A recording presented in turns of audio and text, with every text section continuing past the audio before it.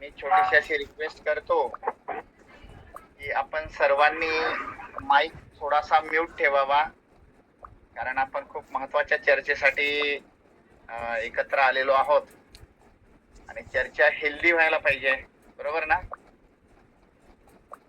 Yes sir, yes yes yes.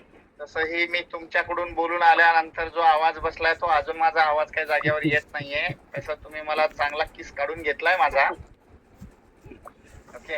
Yes yes. हा.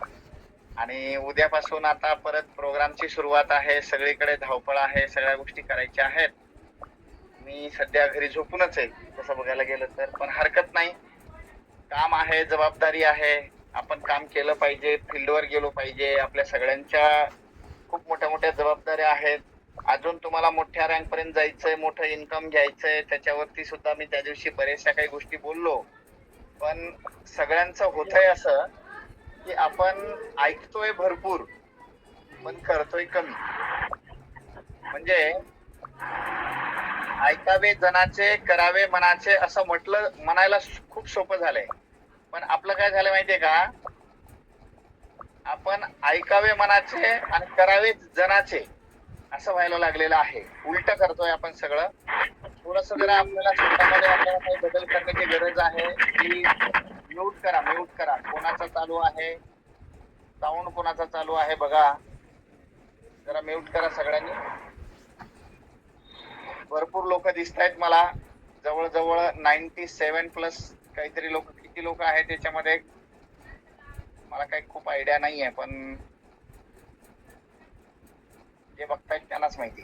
चला असू द्या. सर 98 लोक आहेत. हा, भरपूर आहेत म्हणजे. ओके, म्हणजे आपण थोड्या वेळाने शतक पण पूर्ण करू शकतो, तर चांगली गोष्ट आहे. आता सगळ्यांची जबाबदारी काय आहे, ह्या जबाबदारीबद्दल मला थोडस बोलायचंय. हल्ली काय होतंय बघा आपल्या सगळ्यांच्या बाबतीमध्ये, तुम्ही रोडवरती गाड्या चालवता किंवा रोडवरती प्रवास करता, तर रोडवरती प्रवास करत असताना सगळ्यांनी बघितलं असेल की बऱ्याच ठिकाणी बोर्ड असतात, बऱ्याच ठिकाणी असे बोर्ड असतात. त्या बोर्डवरती लिहिलं असतं की नजर हटी दुर्घटना घटी, बरोबर ना? नजर हटी दुर्घटना घटी, हे जे लिहिलेलं आहे हे फक्त वाचण्यासाठी आहे का हो?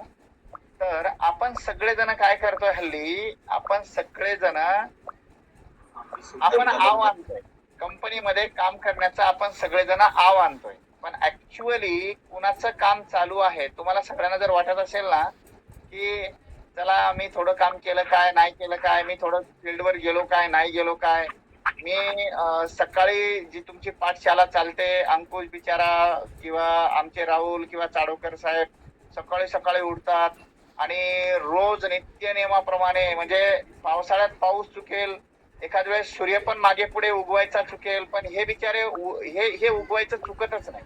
म्हणजे हे आपल्या वेळेमध्ये सगळं करणार. 7:55 म्हणजे 7:55. आणि तुम्हाला सगळ्यांना काय वाटतं, आपण अटेंड केलं काय आणि आपण आलो काय, नाही आलो, आणि आलो तरी कोणत्या अवस्थेमध्ये कोणत्या आकारामध्ये आपण येतोय हे तुम्हालाच माहिती आहे. तुम्हाला सगळ्यांना कसं वाटतंय, मांजर दूध पितीये ना, मग मांजरीचे डोळे बंद आहे, मग जग कुठं बघतंय आपल्याला? अरे बाबांनो, दूध मांजर पितीये, मांजरीने डोळे बंद केलेले आहेत, पण जगाला दिसतंय हे तुम्हाला माहितच नाही अजून. तसं माझं लक्ष सगळ्यांकडेच आहे. मी रोज तुमच्या सगळ्या हालचालींवर माझं लक्ष असतं. कोण कुठे आहे, कोण काय करतंय, कोणाचं काय चालू आहे, कोणाचे किती आयडी येत आहेत, कोणाच्या आयडी मध्ये काय चेंजेस होत आहेत, मी सगळं बघतोय. डेली अपडेशन चालू आहे माझं. पण मला सांगायचं काय आहे की जसं आता तुम्ही मला बोलवलं, आपला प्रोग्रामही 14 तारखेचा खूप सुंदर पद्धतीने पार पडला. त्या प्रोग्राम बद्दल मी भरभरून सगळ्यांचं कौतुक केलं, मी स्टेटस ठेवले, मी सगळ्या गोष्टी केल्या. 13 तारखेचा प्रोग्राम जो होता यवतमाळचा, तोही खूप सुंदर झाला. म्हणजे तिथे ऑर्गनायझर लीडरची संख्या कमी होती, इकडे ऑर्गनायझर लीडरची संख्या जास्त होती. त्यामुळे इकडे 500-600 लोक होते, इकडे 100-150 लोक होते. म्हणजे जवळजवळ मी 700-800 लोकांना भेटून आलो ह्या 2 दिवसामध्ये विदर्भातून.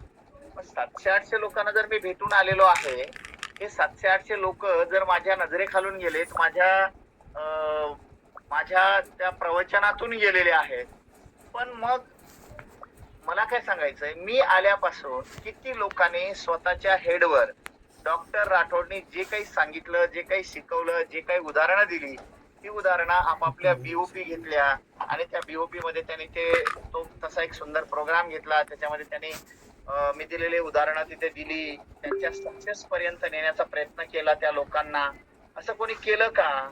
किंवा कोणी छोटा मोठा सेमिनार घेतलाय, कोणी प्रोडक्ट ट्रेनिंग घेतलं की डॉक्टरांनी एवढं सुंदर प्रोडक्ट ट्रेनिंग आपल्याला त्या दिवशी दिलं आणि आपण सुद्धा आपल्या लोकांना ह्या बेस पर्यंत हे प्रोडक्ट नेऊन पोहोचवलं पाहिजे, त्याची माहिती पोहोचवली पाहिजे, असं कोणी केलं का?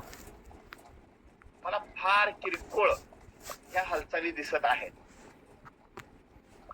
मग ह्या किरकोळ हालचाली जर तुम्ही करणार तर तुम्हाला असं वाटतं का की नेटवर्क इंडस्ट्रीमध्ये आपण एंट्री केली, आपण कामाला सुरुवात केली म्हणजे बदा म्हणजे पैशाचा पाऊस पडतो आणि मग आपल्या घरामध्ये, आपल्या डिक्कीमध्ये, आपल्या बँकेमध्ये सगळीकडे पैशाचा असा चंगळ होतो, असं काही आहे का? अरे माझ्या मित्रांनो, जर आपण फक्त मला खूप पैसे मिळाले पाहिजे या कल्पनेनेच काम करत असाल ना, सॉरी, असं काही होणार नाही. मी माझ्या गुरूंना विचारलं होतं की सर मला भरपूर पैसे कमवायचे. ते म्हणले किती कमवायचे? मी म्हणलं जेवढे मिळेल तेवढे कमवायचे. बघा मी काय बोलतो ह्या मुद्द्याकडे एकदम लक्ष देऊन ऐका. मी माझ्या गुरूंना विचारलं की सर मला भरपूर पैसे कमवायचे. तर त्यांनी सांगितलं किती कमवायचे? तर मी सांगितलं जेवढे मिळतील तेवढे कमवायचे.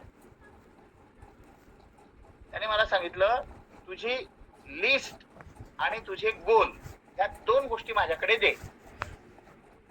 मला आधी कळलंच नाही लिस्ट आणि गोल याचा आणि मला कमवायचे त्या पैशाचा काय संबंध आहे. त्याने सांगितलं मला तुझी लिस्ट आणि मला तुझे गोल ह्या दोन गोष्टी पाहिजे. मी म्हणलं सर हे काय असतं? तर त्याने मला सांगितलं म्हणूनच तुला पैसे कमवता येत नाहीयेत. मग त्याने मला विचारलं खरंच सांग तुला पैसे किती कमवायचे? मी म्हणलं सर जेवढे मिळतील तेवढे कमवायचे. ते म्हणले म्हणून तुला पैसे काहीच येत नाहीत. मग त्याने मला एक उदाहरण दिलं आणि त्याने सांगितलं की बाळा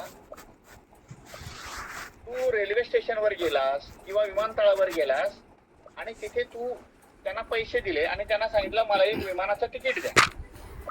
तर ते तुला विमानाचं तिकीट कुठलं देणार? म्हणलं सर मला जिथे जायचं तिथलं देणार. मग त्यांनी सांगितलं तुला कुठे जायचं? मी त्यांना सांगितलं मला मलेशियाला जायचंय. तर मग तुला सांगावं लागेल ना की तुला मलेशियाला जायचंय. तू जर त्यांना सांगितलंच नाही तुला कुठं जायचं आणि फक्त सांगितलं मला तिकीट द्या, ते कुठलं तिकीट देणार? म्हणलं सर खरंय मला जर मलेशियाला जायचं असेल तर मला सांगावं लागेल की मला मलेशियाला जायचं, मला मलेशियाचं तिकीट द्या, तरच मला मलेशियाचं तिकीट मिळणार. आपल्यामध्ये बरीचशी मंडळी अशी आहे की त्यांना नक्की किती पैसे कमवायचे, त्यांना नक्की कोणत्या अचिव्हमेंट पर्यंत जायचंय, त्यांना नक्की कोणती रँक हवी आहे, त्यांना त्यांच्या आयुष्यामध्ये त्यांचे नक्की कोणते गोल सेट करायचे हेच फोकस नाहीये त्यांचं. त्यांचा मुद्दा क्लिअरच नाहीये की त्यांना जायचंय कुठं. आणि गडबड काय होते, त्यांना जायचं कुठं हेच माहिती नसल्यामुळे ते त्यांच्या डेस्टिनेशन पर्यंत, त्यांच्या गोल पर्यंत पोहोचूच नाही शकत. आणि जर तुम्हाला तुमच्या गोल पर्यंत जायचं असेल, तुमच्या डेस्टिनेशन पर्यंत जायचं असेल तर तुमचं गोल फिक्स पाहिजे. काय पाहिजे? गोल फिक्स पाहिजे. मी अंकुशचं कौतुक केलं की अंकुश गेला, हरभऱ्याच्या झाडावर नाही येत. आता तुम्ही आता डायरेक्ट आहे ना निलगिरीच्या झाडावर चढताय. मला तुमची उंची वाढवायची आहे, मला तुम्हाला खूप मोठं होताना बघायचंय. तुमच्यामध्ये मला diamond, blue diamond, royal diamond, crown diamond, Kohinoor ambassador दिसत आहेत आणि खरंच आहेत तुमच्यामध्ये. पण मुद्दा काय आहे, सातत्य ठेवावं लागेल तुम्हाला, कन्सिस्टन्सी. तुमच्यामध्ये मला ते सातत्य कुठंच दिसत नाही. आणि हे सातत्य जोपर्यंत तुमच्यामध्ये येणार नाही आता सातत्य कशात लागले तुमचं, रोज सकाळी उठणे आणि झूम मीटिंग घेणे. आठवड्यातले 2 राहुल सर झूम मीटिंग घेतात. आय होप वीकली 2 टाइम त्यांचं चालू आहे संध्याकाळचे. झूम मीटिंग वरती तुमचं आता सातत्य चांगलं लागलंय. पण झूम मीटिंग मध्ये काय आहे, तुम्ही इकडून बोलताय, पुढचा काय घेतोय हे तुम्हाला दिसत नाही. आता सगळ्यांचे कॅमेरे ऑन नाही आहेत. आता तिकडे कोण भाजी स्वयंपाक करतय का, कोण फोडणी देतय, कोण कांदे कापतय का, कोण कपडे बदलतय, मला कसं कळणार? नाही कळणार ना. तसं अंकुश जीव तोडून लोकांना सांगायचा प्रयत्न करतोय, राहुल जीव तोडून सांगायचा प्रयत्न करतोय, चाडोकार पण प्रयत्न करतायत, बाकीचे सगळे मंडळी करतायत. पण रिझल्ट काय? तुमच्यासारखे झूम मीटिंग घेणारे किती लोक तयार झाले? तुमच्यासारखे मीटिंग सेमिनार घेणारे किती लोक तयार झाले? तुमच्यासारखे प्रोडक्टवर बोलणारे लोक किती तयार झाले? तुमच्यासारखे बीओपी घेणारे लोक किती तयार झाले? तुमच्यासारखे किमान स्टेजवर गेल्यावर अर्धा तास बोलू शकतील असे किती लोक तयार केले तुम्ही लोकांनी? ही संख्या मला हवी आहे. आहेत का ते?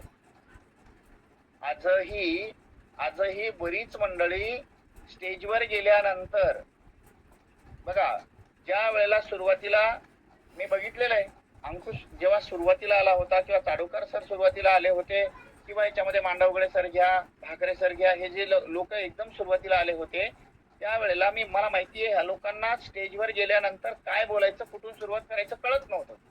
पण ही लोक सातत्याने झूम मीटिंग घेत आहेत, सातत्याने मीटिंग घेत आहेत, सातत्याने बीओपी घेत आहेत. आता ही लोक काय बोलायचं ह्या लोकांना कळायला लागलंय. ही लोक आता तासन तास बोलतायत. पण का बोलू शकले? हे सातत्याने बोलत राहिल्यामुळे बोलू शकले. अंदाज आला त्यांना आपल्याला उद्या नक्की काय बोलायचं, त्याची तयारी ते आजच करतात. म्हणजे एक दिवस प्रिपरेशन कमीत कमी ह्या लोकांना करावं लागतं. उद्या आपल्याला काहीतरी नवीन उदाहरणं द्यायची आहेत, उद्या आपल्याला काहीतरी नवीन बोलायचं आहे, बरोबर ना? मग तुमची तशी तयारी आहे का? आणि तरी सुद्धा प्रत्येक जण म्हणतो, सर आम्हाला आता सारखं एलडीपी ला यायची काय गरज आहे? काही लोक, काही महात्मे हे तर म्हणतात, सर रोज म्हणजे प्रत्येक महिन्याला ट्रेनिंगची गरज आहे का?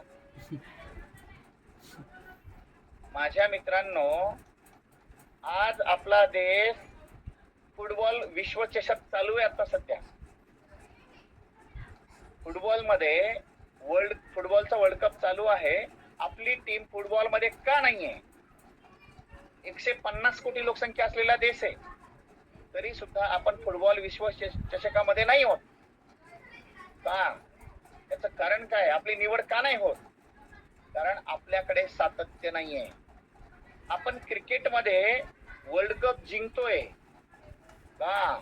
कारण आपल्याकडे क्रिकेटचं सातत्य आहे.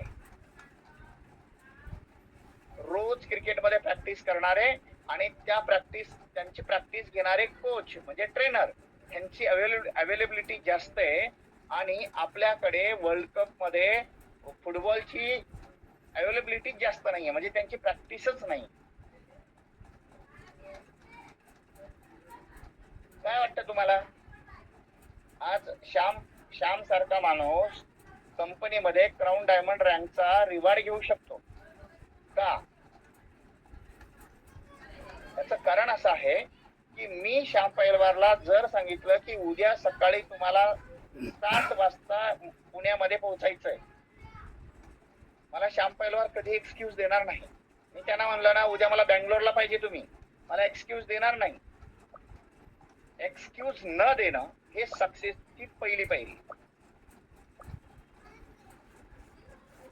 तुम्हाला जर एखादी गोष्ट अचीव्ह करायची असेल ना, ती गोष्ट तुम्हाला अंगवळणी पर्यंत केली पाहिजे. का कसा कंटाळा येतो तुम्हा लोकांना? मला एकच म्हणायचंय, मी त्या दिवशी पण काही उदाहरणं दिली आहेत तुम्हा लोकांना. तुम्हाला जर तुमच्या रँक ब्रेक करायच्या असेल तर तुम्हाला सातत्य कोणत्या गोष्टी ठेवायचंय? रोज 3 लोक तुम्ही नवीन लोकांना भेटले पाहिजे. एलडीपी मध्ये आता तुम्ही उद्या एलडीपी ला जाणार तुम्ही लोक, मला खात्री आहे. पण एलडीपी ला तुम्ही लोक जाणार ना, तर त्या एलडीपी मध्ये तीच लोक जाणार जी लोक मागच्या वेळेला गेली होती. ते 100-125 डोकी तिथे जाऊन आदळणार एकदा तुम्ही लोक. तुम्ही जावा, मी कुठं नाही म्हणतोय, पण तुम्ही जात असताना प्रत्येकाने आपले किमान 2-5 लोक घेऊन जायला नको का नवीन? या मागच्या महिन्यामध्ये जी तुमची एलडीपी झाली 26-27 तारखेला, तिथपासून ते आताच्या 26-27 तारखेपर्यंत 1 महिना तुमच्याकडे गेला. रोज 3 प्लॅन करायचे आपल्याला. 3 प्लॅन जर तुम्ही रोज करताय तर महिन्याभरामध्ये तुमच्याकडे तीन प्रमाणे तुम्ही प्लॅन किती केले? 90 प्लॅन केले. 90 प्लॅन जर तुमचे झाले असतील तर 90 लोक तुमच्याकडे नाही आहेत, आणि पण त्या 90 मधले 9 लोक तर तुमचे असतील ना. म्हणजे 90 लोकांमध्ये 10% लोक जे तुमचं ऐकणार नाही आहेत का? मग उद्या जाताना तुम्ही लोकांनी 9 लोक घेऊन नको जायला का? मागच्या वेळेला 120 लोक होते, तुम्ही 120 लोकांनी 9 लोक जर नेले तर तिथे लोक किती असतील? त्या एलडीपी मध्ये 1000 लोक असतील. 1000 लोक चक्रावून पडतील. बाकीच्या कंपन्यांच्या लोकांना प्रश्न पडला पाहिजे, तुमच्या एलडीपीचा, तुमच्या प्रोग्रामचा, तुमच्या सेमिनारचा लोकांना, तुमच्या परफॉर्मन्सचा लोकांवर परिणाम झाला पाहिजे, बाकीच्या कंपन्यांवर परिणाम झाला पाहिजे. आणि तो परिणाम कसा? हेल्दी परिणाम झाला पाहिजे. त्याला अमरावती किंवा विदर्भातल्या एलडीपी मध्ये 1000 लोक जर एलडीपी मध्ये असतात, त्यांच्या सेमिनार मध्ये किती लोक असणार? हा विचार लोकांच्या डोक्यात गेला पाहिजे. आणि जी लोक त्या कंपनीमध्ये 5 वर्ष, म्हणजे 5-2 महिने, 6 महिने, 8 महिने, वर्ष, 2 वर्ष काम करतायत ना, त्या लोकांनी या माहोलला बघून इकडे यायचा प्रयत्न केला पाहिजे. पण हे आपण करतच नाही आहोत. आपण काय करतोय? मागच्या एलडीपीला मी गेलो होतो ना, म्हणजे एलडीपीला पण मी जाणार. आणि कधी कधी जर असं होतं, मागची एलडीपी मी केली आहे, त्याच्या मागची पण मी केली, आता तिसऱ्यांदा जायची काय गरज आहे? शाळेमध्ये जाणारा मुलगा, 10वीच्या किंवा 12वीच्या वर्गामध्ये जाणारा मुलगा जर पुस्तकाला एकदाच वाचून बसला तर परीक्षेमध्ये किती मार्काने पास होणार?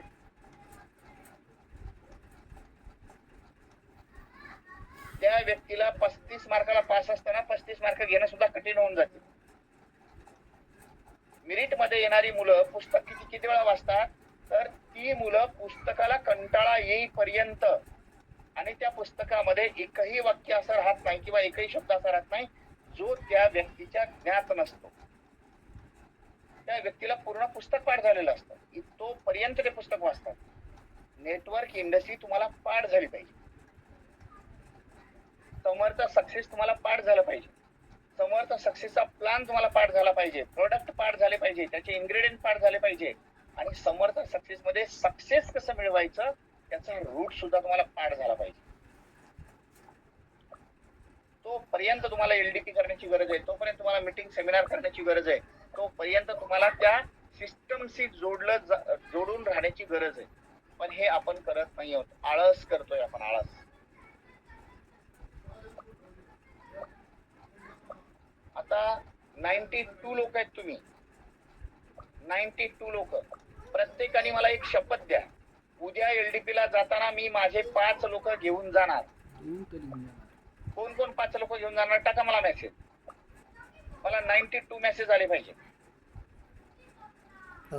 जर 100 लोक तुम्ही आहात, 100 लोकांनी फक्त 5 लोक, नाही 5 लोक नेऊ शकत असाल तर मग तुम्ही समर्थ सक्सेस मध्ये मोठं काम करू शकत नाही.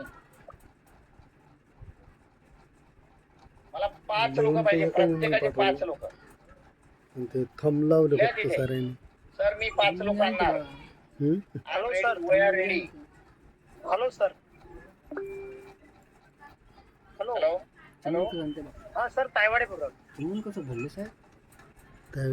हॅलो हॅलो सर, तायवाडे बोललो सर. बोला सर. हॅलो. हा तायवाडे बोललो सर, तायवाडे. बोला बोला. बोला. सर मेन काय माहित आहे का, आपल्याला सिस्टीमच नाही सर बराबर. या लोकांच्या ग्रुपमध्ये सिस्टीम नाही सर बराबर. काय होतंय? सिस्टीम नाही म्हणजे काय झालं? कसं आहे, मी आता आपण इथं आता कार्यक्रम झाला ना अमरावतीला, सगळ्यात जास्ती लोक माझे होते. 70 लोक होते. 70. Wow, great. हा बोला. 70. कोणी कार्यक्रमाला माझे लोक जास्त असतात. हे काय करतात लोकांचा फॉलो बरोबर नाही सर. आपण कसं आहे, आम्ही काय म्हटलं होतं का प्रत्येक लिडरनी आपण प्रत्येक जे लिडर आहे आपण पैसे कमवून राहिलो. तर प्रत्येक लिडरनं आपले पैसे आपण स्वतः करायचं तिकीट न घेता बा. लोकांना कसं तिथं व्यवस्था नाही होत ना सर बरोबर. हॅलो ऐका सर, तो तुमच्या टीमचा आणि तुमचा वैयक्तिक प्रश्न आहे. तुम्ही तिकीट घ्यायला पाहिजे का नाही घ्यायला पाहिजे? हो ना सर, तेच म्हणून आम्ही जर समजा उद्या जर तिथं लोक नेले तर तिथं पुढे सर सोय झाली पाहिजे ना. कुठं पण कुठचे कोण आपण एवढे लोक आणतो त्यांची सोय झाली पाहिजे ना. ऍक्च्युली काय होतं, गजानन सर बोलताय ना तुम्ही? हो हो हो सर. सर मी जितक्या वेळेला अमरावतीच्या प्रोग्रामला आलो, मी जेव्हा तिथं बघितलं ना, तर त्यामध्ये 30 ते 40% लोक बाहेर जेवायला काय आहे, बाहेर नाश्ता काय ठेवलाय, बाहेर चहा काय ठेवलाय, त्यांच्याच वर लक्ष असतं. आतमध्ये प्रोग्राम काय चाललाय याच्याशी लोकांना घेणं देणं नसतं. बरोबर आहे. 4 तासाचा प्रोग्राम ठेवा, पण त्या 4 तासाच्या प्रोग्राम मध्ये लोक आणि जे लोक घरून आलेले ते लोक काय घरून उपाशी आलेले का? आणि ज्याला शिकायचं ज्याला करोडपती बनायचं, ज्याला मी आता इथून घरून निघतो तर माझी व्यवस्था कोणी जेवायची केलेली असते का? बरोबर आहे. प्रत्येकाने आपापली इंडिव्हिज्युअल व्यवस्था केली पाहिजे. घरून भाकरी बांधून आणाव्यात, रस्त्यात खाव्यात, पण ट्रेनिंग मध्ये आल्यानंतर त्यांनी ट्रेनिंगच अटेंड करावं आणि त्या ट्रेनिंगचा जास्तीत जास्त बेनिफिट कसं करून घेता येईल.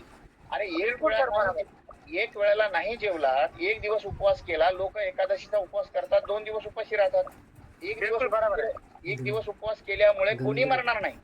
नाही बरोबर आहे. मेडिकल सायन्स म्हणतं 21 दिवस माणूस विदाऊट अन्न आणि पाण्याचा राहू शकतो. आपले लोक 21 तास काय 21 मिनिटं पण उपाशी राहायला तयार नाहीये. बिलकुल बरोबर आहे. मीटिंग आणि सेमिनारचं बेनिफिट नक्की काय आहे, तुम्ही लोकांना काय सांगून घेऊन येताय, त्या लोकांच्या समोर आपण काय प्रेझेंट करतो हे जास्त महत्वाचं आहे. त्याच्यामध्ये सर 5 लोक माझे बाकीच्या कंपनीत काम करणारे होते. ते तुमचा कार्यक्रम शेवटपर्यंत ऐकला गेला. शेवटपर्यंत लोक पूर्ण माझी टीम पूर्ण शेवटपर्यंत होती, तुमचा पूर्ण कार्यक्रम होईपर्यंत. पण त्यांनी हेच केलं तर त्यांनी हेच म्हटलं का सगळे लीडर बा पैसे कमवून राहिले, मग व्यवस्था काय नाही बा. म्हणजे ते आपलं व्यवस्था म्हणजे कसली, त्या लोकांना बसायला जागा नाही मिळाली.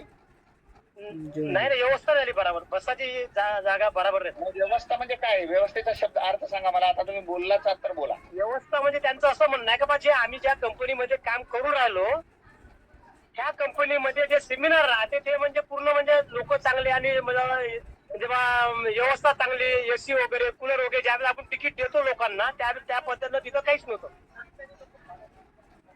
मला डॉक्टर साहेबांचं ऐकण्यासाठी आलेलो आहोत. डॉक्टर साहेबांना बोलू द्या. वाडी सर, डॉक्टर साहेबांना बोलू द्या. त्यांची जे काही मुद्दे मांडायची आहे त्यांना ते होऊ द्या. ठीक आहे.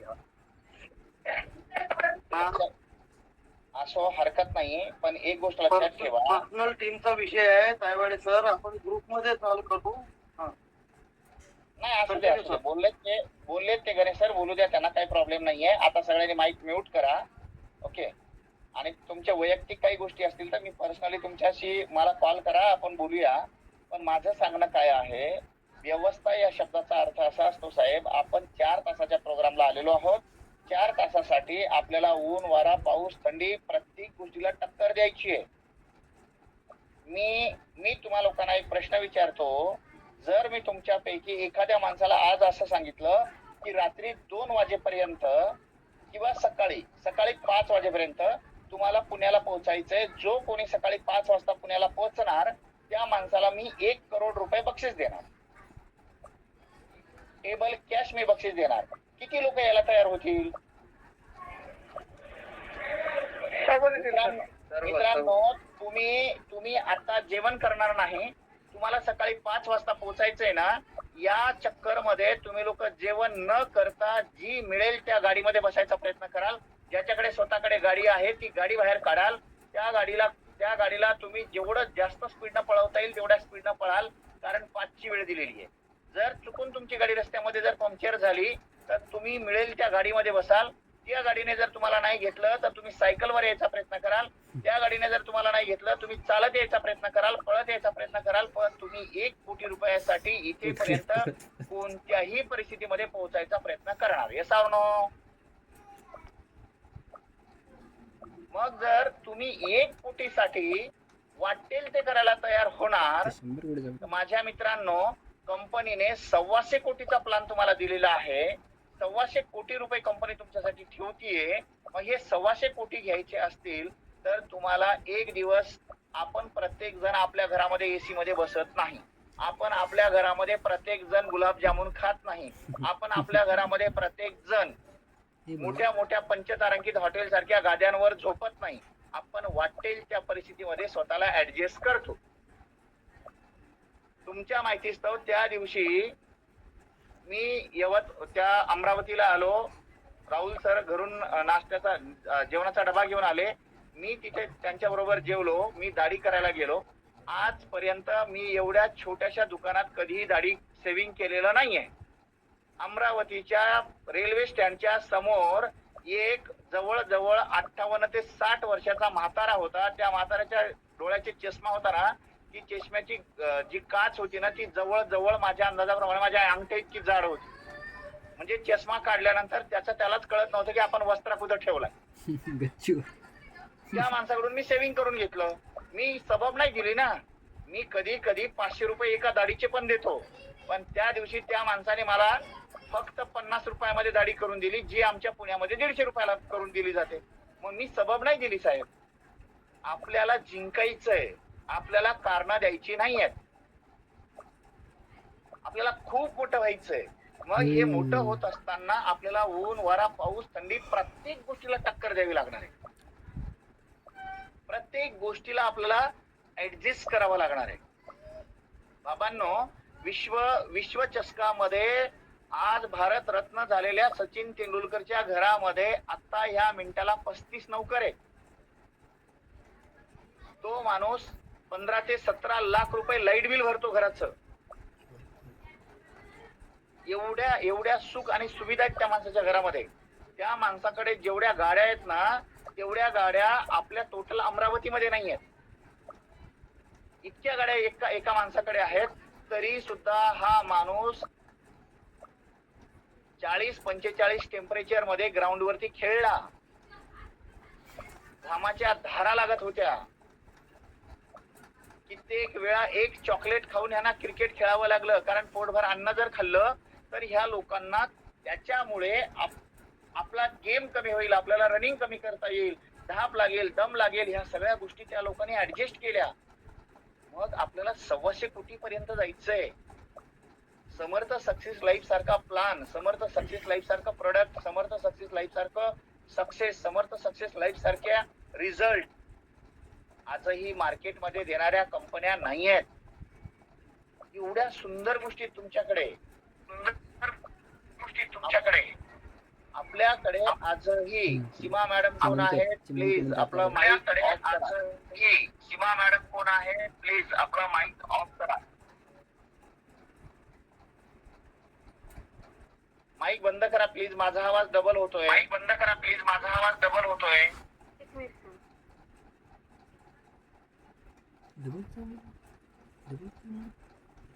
आजर तालुक्याला तो डबल दाखल. महत्वाचं काय आहे, दोघांचे माईक चालू असते. आपल्याला एनी हाऊ एनी कंडिशन आपल्या सक्सेस पर्यंत जायचंय. मला एकच गोष्ट तुम्हाला लोकांना सांगायची आहे. मी खूप काही तुम्हाला लेक्चर देत बसणार नाही. उद्या LDP आहे, 26-27 तारखेचा जो LDP आहे, या 26 आणि 27 तारखेला प्रत्येकाने, इथे जी लोक आहेत आता 90-100 लोक जी आहेत, प्रत्येकाने 5 लोक जर आणली तर आपला 500 लोकांचा हा LDP होऊ शकतो. यामध्ये तुमच्याकडून पैसे गोळा करणं किंवा ह्या हेतूने हा प्रोग्राम नाहीये. या प्रोग्रामचा एकमेव हेतू हा आहे, तुम्ही मार्केटमध्ये जाताना तुमची जाण्याची, त्या लोकांना सेक हँड करण्याची पद्धत कशी असली पाहिजे, तुमचा ड्रेस कोड कसा असला पाहिजे, तुमचं त्या लोकांसोबत बोलताना वाक्यरचना कशी असली पाहिजे, त्या लोकांसोबत ज्या वेळेला तुम्ही प्लॅनला बसता तुम्ही सुरुवात कुठून केली पाहिजे, एंड कुठं केला पाहिजे, तुम्ही प्रोडक्ट बद्दल माहिती देत असताना नक्की कोणते शब्द तुम्हाला वापरायचे. सुरेश सरांना विचारा, एक अशा माणसाला मला सुरेश सरांनी भेटवलं ज्या माणसाचा रुतबा मार्केटमध्ये 1968 सालापासून आहे. 1968 सालापासून घरकुल नावाचं मसाले, घरकुल मसाले ना, घरकुल मसाले ज्या माणसाने 1968 सालापासून आज कित्येक एकर मध्ये मॅन्युफॅक्चरिंग ऍसेट आहे त्या माणसाचं, त्या आम्ही तिथे ज्या वेळेला गेलो त्यावेळेला त्या माणसाचं डॉक्युमेंटरी चालू होती. मी चिडचिड नाही केली. मी जवळजवळ 20 ते 25 मिनिटं, मला इतका लांबचा प्रवास करायचा होता, पण ज्या माणसाने माझ्यावरती ट्रस्ट ठेवला, ज्या माणसाने माझ्यामध्ये काहीतरी क्वालिटी पाहिल्या की ह्या माणसामुळे आपलं आयुष्य बदलू शकतं, त्या व्यक्तीने मला तिथे प्रेझेंट केलं. मी सर 20 ते 25 मिनिटं आतमध्ये जाऊन शांत बसलो. पण मी तिथे जाऊन आतमध्ये निहाळत राहिलो की या व्यक्तीला काय काय रिवॉर्ड मिळालेले आहेत, या व्यक्तीला समाजात काय स्थान आहे, ही व्यक्ती कोण असावी, या व्यक्तीचा म्हणजे मार्केटमध्ये काय नाव आहे, कुणी कुणी या माणसाला अप्रोच केलेला आहे, ह्या सगळ्या गोष्टी मी निहाळत राहिलो आतमध्ये गेल्यावर. जेव्हा ती व्यक्ती माझ्या समोर बसली, मी त्या व्यक्तीशी फार कमी बोललो, पण जे बोललो हे सगळं सुरेश सरांनी त्यावेळेला ऐकलं. आधी मी त्यांच्याकडून सगळं ऐकून घेतलं, त्यांना सगळं बोलू दिलं, त्या व्यक्तीने सगळं काही सांगितलं आणि त्या व्यक्तीचं सगळं ऐकल्यानंतर त्या व्यक्तीची मानसिकता काय आहे, ती व्यक्ती खरंच आपल्यासोबत अप्रोच होऊ शकते का, त्या प्रोडक्टची आपल्याला खरंच गरज आहे का, या सगळ्या गोष्टींचा अभ्यास करून मग मी त्यांच्याशी बोलायला सुरुवात केली. आणि 1968 सालापासून जो माणूस मार्केट कॅप्चर केलेला माणूस आहे, ज्या माणसाचं वय आता 70 पेक्षा जास्त आहे, म्हणजे 80 पेक्षा जास्त आहे जवळजवळ, त्या व्यक्तीबरोबर समोर बसल्यानंतर म्हणजे माझं वय आणि त्यांचा अनुभव, त्याने मला सांगितलं, सर मी मार्केटमध्ये ही पूर्ण जबाबदारी घेतलेली आहे 1978 साली आणि माझा जन्म 1981 साली. विचार करा तुम्ही, माझ्या वयापेक्षा त्यांचा अनुभव मोठा होता. त्या माणसाबरोबर माझी मीटिंग झाल्यानंतर त्या व्यक्तीने मला प्रॉमिस केलं की सर मी पुण्याला येणार, ऑफिस मध्ये तुमच्या बरोबर मीटिंग करणार आणि आपण ही डील डन करणार. क्लोजिंग काय असतं, मग तुम्ही मार्केटमध्ये जाता, एखाद्या नेटवर्करला, एखाद्या प्रॉस्पेक्टला क्लोज करायला ज्या वेळेला जाता त्यावेळेला तुम्ही तुमचं जास्त बोलत राहता, तुम्ही त्यांचं दुखणं ऐकूनच घेत नाही. मी त्या दिवशी सुद्धा तुम्हाला एक गोष्ट सांगितली, LCC ही गोष्ट मी तिथे सांगितली तुम्हाला लोकांना. तुम्ही आधी म्हणजे लर्निंग फर्स्ट, तुम्ही लर्न करा, ऐका, शिका, तुम्हाला ह्याची जास्त गरज आहे. आणि हे शिकायचं असेल तर आपल्याला आपल्यापेक्षा सिनियर असलेल्या अपलाईनचं आपल्याला रिस्पेक्ट करता आलं पाहिजे, त्याचं शिकता आलं पाहिजे. आपल्यापेक्षा मोस्ट सिनियर असलेल्या ट्रेनरचं, ज्या लोकांनी, आज राज काळे सर आपल्याला अवेलेबल आहेत. मित्रांनो तुमच्या माहितीचं सांगतो, आपल्याच कंपनीमधून बाहेर पडलेले आणि स्वतःची कंपनी चालू केलेल्या लोकांनी राज काळे सरांना ऑफर दिली आहे. नीट ऐकून घ्या ही गोष्ट.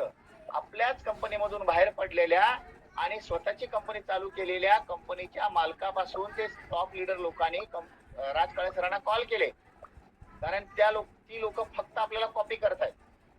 तर त्यांनी कॉल केले की सर आम्हाला तुमचं ट्रेनिंग हवंय.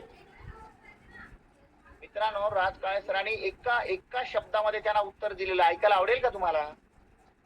राज काळे सरांनी सांगितलं, मला तुमच्या कंपनीचं स्टेटमेंट पाहिजे, तुम्ही आतापर्यंत TDS किती भरला त्याचं मला फाईल पाहिजे, तुम्ही आतापर्यंत GST किती भरताय ह्याचं मला फाईल पाहिजे. जर तुम्ही ह्या सगळ्या गोष्टी क्लिअर असाल तर मी तुम्हाला ट्रेनिंग देऊ शकतो. माझं ट्रेनिंग कुठल्याही कंपनीला मिळणार नाही, नाकारलं सरांनी डायरेक्ट. विचार करा, जर पैशासाठीच राजकाळे सर काम करत असतील तर त्यांना कुठल्याही कंपनीत जायला काहीच अडचण नाही. आणि आपल्याच कंपनीमध्ये फक्त प्लॅटिनम रँकला काम करणारा एक अकोल्याचा तुमचा लीडर, ज्यांनी स्वतःची कंपनी चालू केली आहे मागच्या आठवड्याभरामध्ये, आणि त्या कंपनीचं प्रमोशन आणि त्या कंपनीचं प्रचार आणि प्रसार करण्यासाठी एक ट्रेनर तिथे येत आहेत, जे केवळ पैशासाठी काम करतात.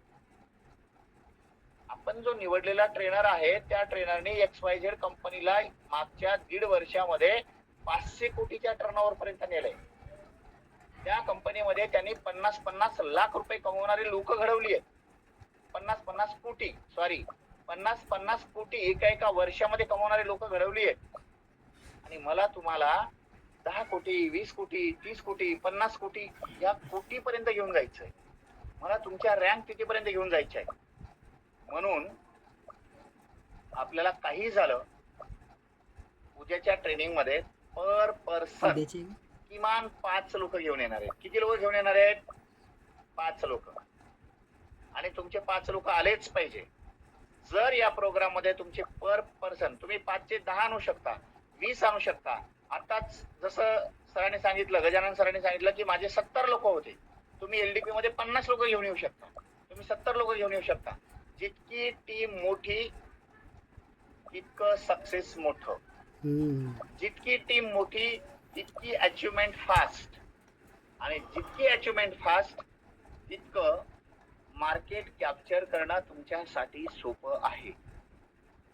आज समर्थ सक्सेस लाईफ मध्ये 6 वर्षामध्ये मी कोहिनूर पर्यंत का पोहोचलो? मी कंपनीमध्ये करोडो रुपये का कमवू शकलो? आज माझी लाईफस्टाईल का चेंज झाली? याचं कारण एकच आहे, माझ्याकडे टीम मोठी आहे, माझ्याकडे लोक मोठी आहे, आणि माझा प्रत्येक प्रोग्रामला माझी लोक जास्त असतात. साधं एक्झाम्पल घ्या, शिर्डीला अॅनिव्हर्सरी झाली, 500 लोक विदर्भातनं श्याम सरांच्या अंडर मधली आली. एकटा श्याम सर 500 लोक गोळा करू शकतो. त्यात तुमच्या सर्वांचं कॉन्ट्रीब्युशन आहे. पण लोक मार्केटमध्ये लोकांचा बोलबाला तर हा होता ना की डॉक्टर राठोडनी विदर्भातून 500 लोक गोळा केली. उद्या तुमच्या नावाखाली हे शब्द गेले पाहिजे. गणेश सरांनी एलडीपी मध्ये 200 लोक आणली, सुरेश सरांनी एलडीपी मध्ये 100 लोक आणली, गजानन सरांचे 70 लोक होती, मनीषा मॅडमनी 30 लोक आणली, कोण सीमा मॅडम आहेत त्यांनी तिथे त्या दिवशी 25 लोक आणली, मंगेश सरांचे 100 लोक होते. का नाही असं व्हावं? का तुम्हाला डायमंड बनायचं नाहीये? तुम्हाला करोडपती बनायचं नाहीये? मेघराज सारखा लीडर, ज्या लीडरचं पर्सनॅलिटी चांगली आहे, ज्या लीडरचं आज मार्केटमध्ये अनुप सर झाले, संजय सर झाले, तुम्ही लोक यार इतके परफेक्ट आहात, तुमच्या प्रत्येकाची पर्सनॅलिटी एवढी सुंदर आहे. रामेश्वर सर आहेत, आमचे राऊत सर आहेत, किती खतरनाक लोक आहेत तुम्ही. आज तुम्ही लोकांनी कोळून प्यालेत, या सिस्टमला तुम्ही लोकांनी कोळून प्यालेले. तुमचे प्रत्येकाचे 10-10, 20-20 लोक जर उद्या प्रोग्राम मध्ये बसले आणि ते 20-20 लोक जर तुमच्या मार्केटमध्ये जर पळायला लागले, तर तुम्हाला कॅपिंगला जायला काय वेळ लागणार आहे? पण तुम्ही लोक चान्स घेत आहे. प्रत्येकाचं कसं झालंय, छत्रपती शिवाजी महाराज जन्माला आले पाहिजे, पण शेजारच्या घरामध्ये चुकून जर तुमच्या घरामध्ये आले तर परत स्वराज्य स्थापन कोण करणार? याची भीती वाटते तुम्हाला. फोकस करा, ही संधी पुन्हा पुन्हा येणार नाही. 2025 आपल्या हातात असंच निसटून गेलेलं आहे. आता 2026 चे निम्मे महिने निघून गेलेले. आता आपल्या हातामध्ये फक्त 6 महिने राहिले. या 6 महिन्यामध्ये तुम्ही मित्रांनो 72 दिवसामध्ये जर माझ्यासारखा एक डॉक्टर माणूस, माझ्यासारखा नॉन नेटवर्कर माणूस जर ह्या इंडस्ट्रीमध्ये डायमंड बनू शकतो, तुमच्या हातामध्ये 6 महिने. या 6 महिन्यामध्ये मला ऐकणारा प्रत्येक माणूस आपली रँक चेंज करू शकतो. पण रँक चेंज करायची असेल तर तुम्हाला टीमच लागेल. तुम्हाला टीम मोठी करावी लागणार, तुम्हाला सिस्टम मोठी करावी लागणार, तुम्हाला आपल्या टीमचे मोठे मोठे लीडर घडवावे लागणार, मोठे मोठे लोक आणावे लागणार. जी लोक आणलेली आहेत त्या लोकांचा फॉलोअप घ्यावा लागेल, त्या लोकांना तुम्हाला सर्व्हिस द्यावी लागेल, त्या लोकांचं तुम्हाला सुख दुःख प्रत्येक गोष्टीमध्ये तुम्हाला इंटरफेअर करावं लागेल. त्या लोकांच्या आयुष्यात काय चाललंय आणि कुठे आपलं ते कमी पडतात आणि आपण त्यांना कुठे सपोर्ट करू शकतो, याच्यामध्ये तुम्हाला लोकांची सपोर्ट सिस्टम बनावी लागेल. उद्याच्या एलडीपी मध्ये मला पर हेड किमान 5 लोक पाहिजे. आणि जर तुम्ही 5 लोक आणू शकत नसाल तर माझ्या नजरेमध्ये तुमची लिडरशिप काहीच कामाची नाही. तुम्ही जास्त किती आणू शकता, पण किमान 5 लोक आणायला तयार आहात? Yes, sir. ओके. तर माझ्या आवाजामध्ये मला परत उद्यापासून कंटिन्यू सेमिनार्स आहेत. श्याम सर, पुढचा प्रोग्रामची काय तुमची ही रूपरेषा आहे, हे बंद करून दिल्लीची चालू करून रूपरेषा 40 काय आहे मिनिटात झालं. याच्याबद्दल तुम्ही मार्गदर्शन करावं आणि लोकांना